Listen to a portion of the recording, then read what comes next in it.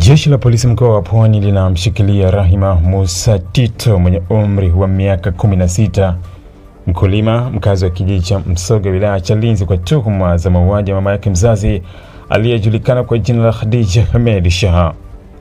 Ni kwamba mnamo Julai 28 mwaka 2026 majira ya saa 5 usiku huko katika kijiji cha Msoga wilaya ya Chalinze, mtumiwa alimuua mama yake mzazi Bi Khadija Ahmed Shah mwenye umri wa miaka 51, mkulima na mkazi wa Soga ambaye alikuwa na ulemavu wa miguu yote miwili, kwa kumchoma kichwani kwa kutumia kitu chenye ncha kali.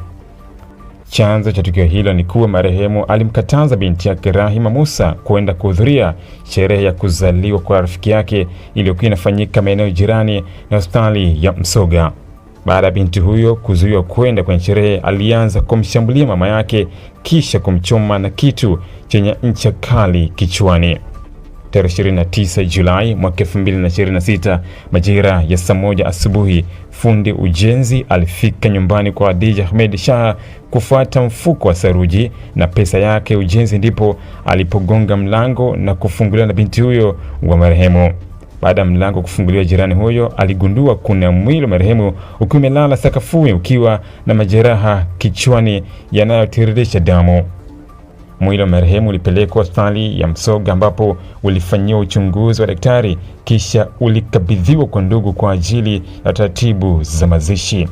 Mara baada ya upelelezi kukamilika, mtumiwa atafikishwa mahakamani kujibu tuhuma hizo.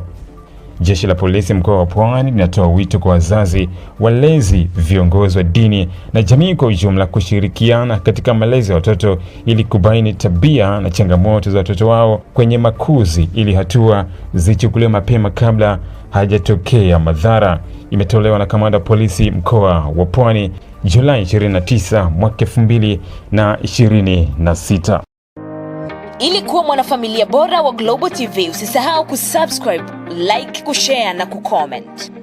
Baada ya kusubscribe, bonyeza alama ya kengele ili kupata taarifa kwa kila video inayopanda Global TV Online.